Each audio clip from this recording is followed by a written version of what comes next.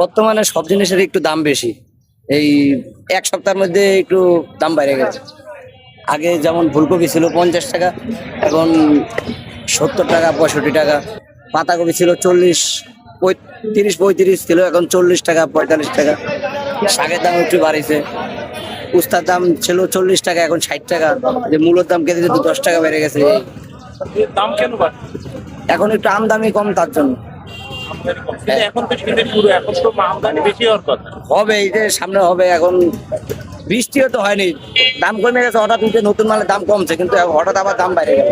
কারণ কারণটা জানি না।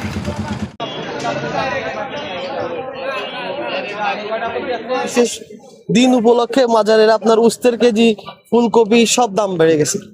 এরকম সিম আপনার আগের দিন 60 টাকা কিনলাম, আজকে 120 টাকা করে কেজি হয়ে গেছে। তারপরে বড় কথা, যারা বাজারে আছে, যারা ব্যবসা করতেছে, তারা লাভবান হচ্ছে, কৃষক লাভবান হচ্ছে না।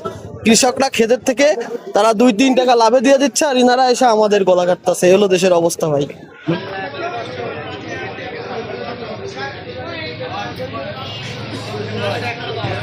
কাঁচামাল যখন পর্যাপ্ত পরিমাণ হয় তখন বিক্রি হয় না, আর এখন নাই, তাই কিছুটা দাম।